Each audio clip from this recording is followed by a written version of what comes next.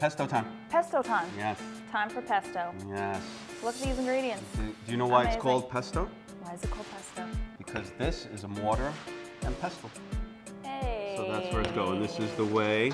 That's the way they Love used to it. make. So there's a pharmacists pun. used to do this too. But yes. There's a pun involved, and no one even knew. Oh yeah.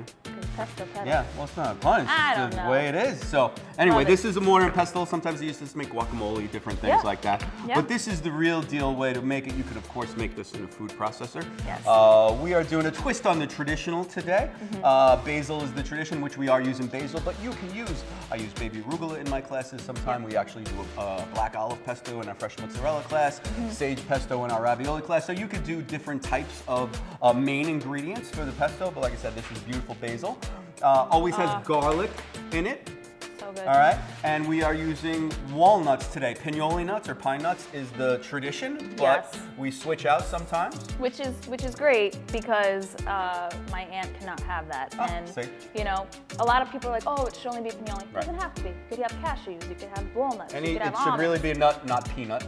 Yes. Technically a nut, but peanut is too strong. So you definitely Yeah. want a nut because some people have a hard time finding pinolis, Yes. and they're ridiculously expensive. Yes. So we got the basil, we got garlic, we got the nuts, then we got Parmesan cheese, of course, Yes. extra virgin olive oil, and pepper. Oh, did you notice one thing's missing that chefs love to put in everything that's not on the table? Salt. Salt, right? I love using salt. But rookie move, don't put salt in pesto. Right? If you ever go get a pesto and it's kind of brown, it's because they put too much salt in it. Okay. The salt actually starts to cook the leaves. The salt should go in at the end when you're serving it with whatever you might serve it with. Yeah. And the Parmesan cheese has an amount of salt in it, so it covers you on Already that. have the salt. Yes, but we are going to put them Interesting. in this order, okay? And we'll do it in batches, and I'm going to let you do it. So we get a little bit of the basil in there, and this isn't a big mortar and pestle, so we have to do it in batches. Well, I'll pour while you mix. Oh, is Does that the way work? it's going to be? Yeah. All right. Teamwork. Remember Garlic. teamwork.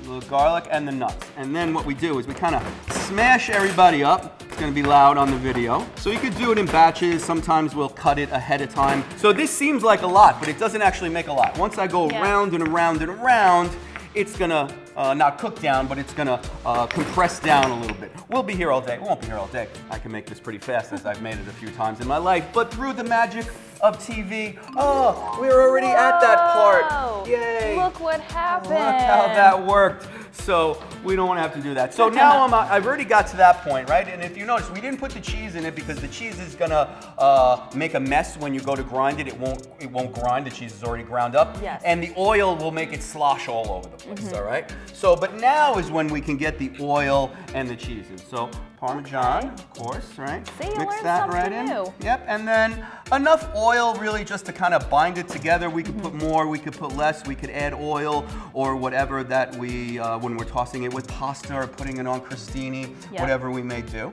All right, just a little bit like that. And then of course, fresh It just pepper. smells so good. When you have basil and garlic together, Classic, I mean, it's a classic combination. You know, they sell Yes. all sorts of pestos pre-made in the jar, but it is, I mean, even though we did a swap out, it is really quick and easy to make. Yeah. And you know, make it in the food processor. But like I said, you could use spinach, we use baby arugula. Sometimes it's got a little bit of a bite to it. Yeah. It's beautiful, but people who grow basil know in the summer it grows like a weed, and you can make this, cover it with the oil. It's fine in the fridge for a fair portion of time. You can even freeze it. Yeah. But it is universal. Put it on anything, eat it with a spoon. don't get intimidated. See, that's the thing with Yeah. a lot of people when they cook or they're thinking of making some kind of pasta or some kind of sauce, but they get too intimidated. Yeah, no. Don't get intimidated. This should be a fun process Just for cook. you guys. Just cook. work, just cook. Oh my Yeah. God, I don't have pinoli nuts. Don't run to the store to get pinoli nuts. Yeah. I'm sure you have walnuts in the cabinet from the cookies You're you set made to 2 months go. ago. Yeah, just do it that way. Just cook, have fun, taste everything, make sure it tastes good. All right, don't worry about recipes too much unless you're baking. Yeah, make your own. Make your Enjoy own. it. Thanks for showing us. You're very welcome, That's my awesome. pleasure.